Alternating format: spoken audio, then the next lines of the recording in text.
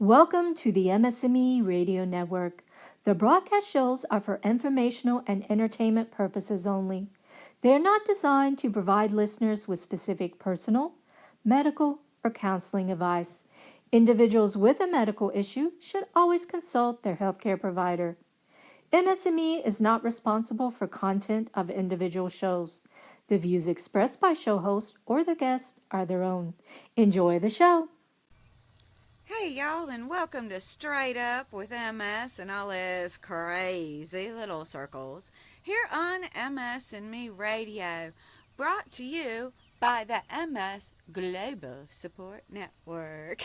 I love that because I can just imagine my voice going around the world in all these different countries and being translated and um, I don't know how they do that on the radio, but I think that's really cool. So, for instance, I have friends in Germany, and I speak so little German. I learned German in school, but that was so long ago, I don't remember much. I'm sorry, people. I remember Deutsch. And Deutschland, I remember so few things, Donka and Bitta, but that was a long time ago, and I'd like to remember today and tomorrow and this week. So this is what I'm working on now, is just remembering the here and now. And remembering is one of my issues sometimes. It comes with having long days. Because I just forgot to tell y'all who the heck I am. You might be wondering, I don't know. Do you know me? Do you not know me? If you don't know me, I'd love for you to give me a thumbs up or come hang out with me on Twitter until I get other things started so that, I can meet everybody. But my name is Patty Long, and you can find me on Twitter at MSing It for Life. And because I was really bad at spelling, I spell that MSENIT, the number 4 LIFE. But I guess it's a little. It should have been IN for messin. But then you'd have to take the it out and messin for life. And see, my brain wasn't smart enough at that time cognitively to figure out how to make it work or how to spell it or any of that. So it became MSENIT because this is a lifelong disease, and I'm going to do this thing, and I'm going to do it right, and I'm going to do it with a positive attitude, and I'm going to do it by doing my PT exercises and stretches, and I'm going to do it by trying to get rid of all that processed food stuff that we have. It's just when you look at the ingredients and you can't even say what they are, that's chemical nastiness, right? So I'm trying to get rid of as much of that as possible. I eat a lot of fresh fruits and fresh vegetables, and even when they're cooked, I try to start out with them fresh and then grill them or just bake them without a bunch of oils and things because I go for low fat. So, I try to get the unprocessed stuff. Eggs, oh my gosh. Have you ever seen a real egg and one that is been processed? A real fresh egg and a processed egg look so much different. And when you crack them open, the yolk of the egg of the fresh one is this bright yellow, and in the other one it's so pale. You can tell it's been bleached, y'all. So no, I don't eat that stuff. I want the fresh stuff and only the fresh stuff. And it does cost more. So, but I have found by eating the fresh stuff, I really don't eat as much. even though I'm not losing weight, y'all. Okay, Mom, don't worry. I am not losing weight. I'm still holding steady.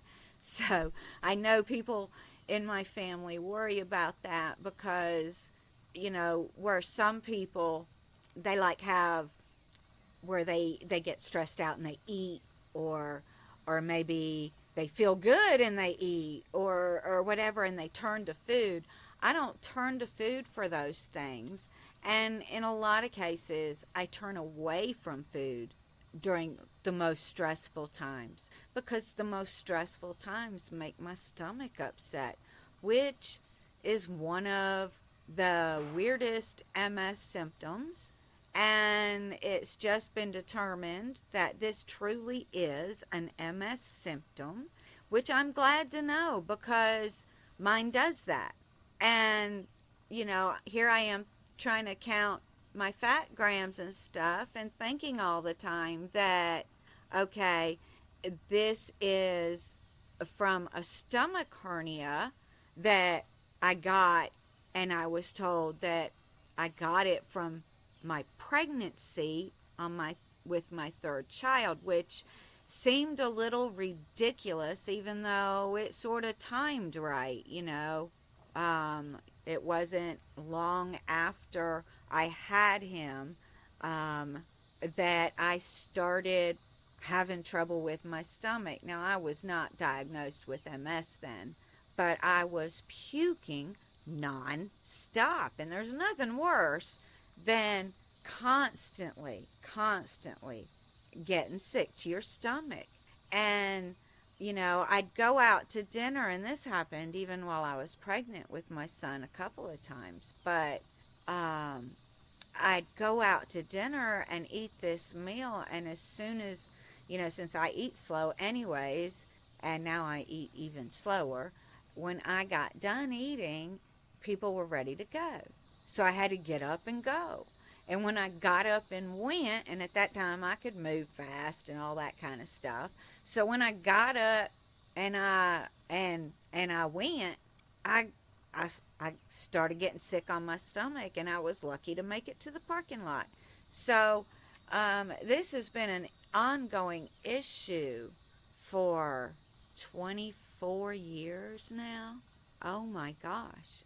And see, and now I know that while I had this stomach hernia, 2 years later or so, when they finally decided to check and see what was really going on, because I'd be sick on my stomach half the darn day. And then when I'd see the doctor in the late afternoon, I wasn't sick on my stomach. And they were like, well, you have this and you have that. And I'm like, how can I have a stomach virus that only lasts from the time I wake up until about 11 to 1 p.m.? How does that happen on a daily basis? And so that's when I was doctor hopping. I never doctor hopped to try and get an MS diagnosis because of other kinds of weirdo events of not being able to feel something or not being able to move something.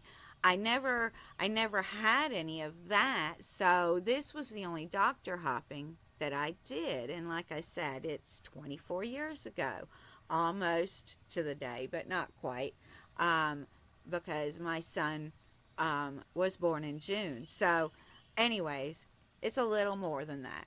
And at that time, this kind of vomiting, this very violent kind of vomiting, where even after your stomach is empty, you keep on and keep on and keep on to the point that you are throwing up this beautiful yellowy green acid. And it is the grossest thing. It gets stuck in your throat. It can cause you to get choked. So you've really got to do something about it. And that at that point, you know, when they checked and they said, okay, we're going to give you an upper GI.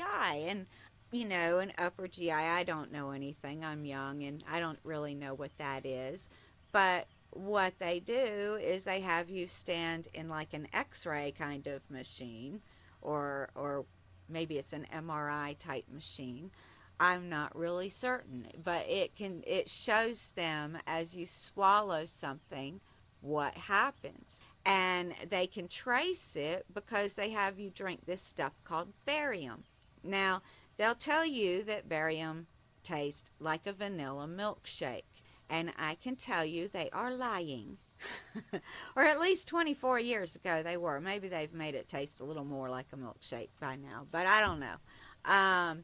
But that works the same way as the dye in our MRIs so that it'll light things up. And it lit up whatever, as I was swallowing this barium, you could see this light trail as it would go down my throat, right? Well, when the test started, and they were doing it first thing in the morning, y'all. And when the test started, they told me, okay, I want you to just take a little tiny sip. And I said, okay. And I took a little tiny sip, just a little bit, just barely enough to even really taste it. And I swallowed it. And when I swallowed, they saw it get part way down, and then it came right back up on their machine, followed by everything else my stomach had to offer. Everything. And they were like, oh, sweetie. And I'm sitting there going, I'm sorry. Because this stuff is all over their equipment, and I mean, it's gross. But I had whatever was left in my stomach from the night before still, plus the acid crap.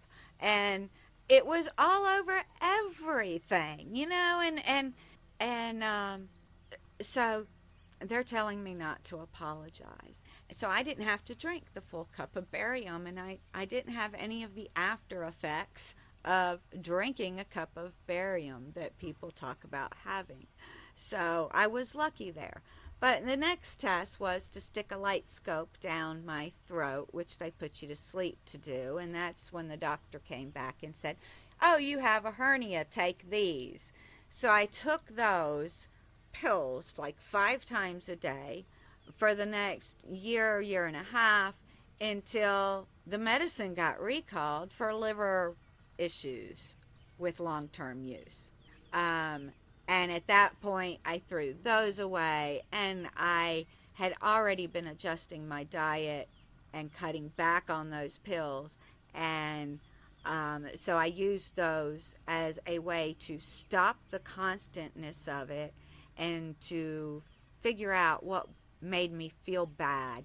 And I got rid of the foods that made me feel bad, which is how I ended up eating a low-fat diet, because low-fat, all of them, not just the so-called bad ones, but completely low-fat, kept my stomach under control.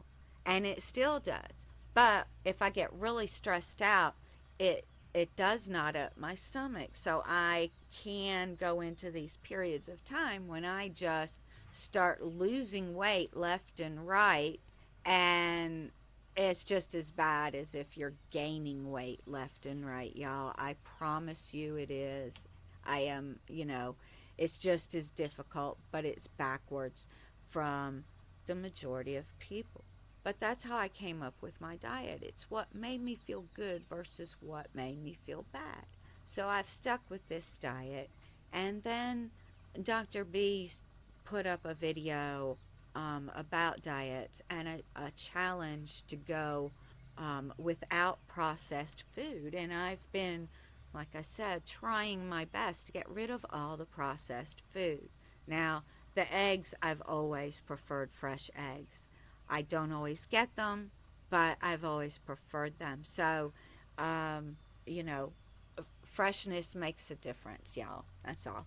But there's other ways about being positive. Like, many times, people play what I consider a blame game. They want to know why something happened. They want to blame somebody or something for the predicament they're in. whether it be that you haven't found a way to get your medications, or whether you haven't found a doctor who will treat you or treat you with respect, or whether you have MS that is active, and whether or not you have other outside forces coming in, there's no one to blame, okay? We shouldn't be playing a blame game. If you need help, ask. Ask somebody, how can I find a really good doctor? Or ask somebody, how can I get help because I can't pay for these meds? How can I get assistance paying for my medication? You can ask people for help, and there's a lot of us online who wouldn't mind helping you to the best of our ability, whether that's to pass you on to somebody else in your country, or whether it's because you have knowledge because they're in the country you live in. But asking somebody for help instead of playing a blame game is so important. You know, I had a guy tell me, and this floored me. He said that MS was a wealthy man's disease, and only a wealthy person could get treated for MS. Oh my gosh. I thought, wow, wow. So now MS strikes those who are oppressed worse than those who aren't? That's confusing to me. I've never heard it be about money, y'all. And treatment isn't necessarily about money either. If you go to a place that is supported by donations, then you won't have a huge bill for it. I guarantee you. That's why they raise money. They raise money that goes directly to patient care, meaning it goes towards paying for MRIs, it goes towards paying for doctors and lab tests. And, if they give you a bill and you can't afford it, you tell them and they help you. That's what they do. And they're nonprofit. And that's what a nonprofit does. They help you regardless of your financial situation. You got that? That's step one. Step two, every single company, every pharmaceutical company that I know of that makes one of our DMTs will provide assistance if you cannot afford your medication. Do you hear that? They provide assistance if you cannot afford your medication. One more time. You get your meds paid for if you ask. If you ask. But you gotta ask. You gotta call them. You gotta tell them, hey, I can't afford $6,000 a month for this DMT. And they say, oh. And they'll ask you about your insurance. And after they find out about your insurance, or whether or not you have insurance at all, then they'll put you on a program. They'll help you. Guys, they're not our enemies. They will help us. They're there to help us improve our lives. So don't blame them. It's not their fault. Now, if you want to be a politician, be a politician. But speak to the politicians. Don't try and scare other people with MS into thinking that there is no help for them. Because there is. And there's a lot of stuff you can do if you're living in a country where there isn't any kind of medical care for anybody, for anything, for any reason. If you're living in such a situation, in such a place, and you cannot leave, because I did have somebody actually send me a direct message asking me where she should move to, because she was going to pick up and move because she couldn't get treated in the country she was in. She could not get a DMT in that country, so she was going to pack up and move. So I talked about the things in the U.S. and with the U.S. And I gave her some contacts for people in Great Britain because that was another country that she was, or another area that she was looking in, because there's more than one country there for make up all of Great Britain. But um, yeah, she was going to check in on that side and make a decision and move. But not everybody can. So there are things you can do. You can eat fresh foods. You can do functional strength training and movements. Just moving, it didn't get me anywhere.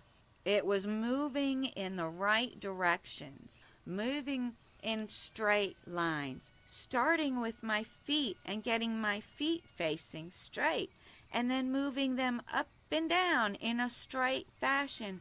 And that is exactly where I started.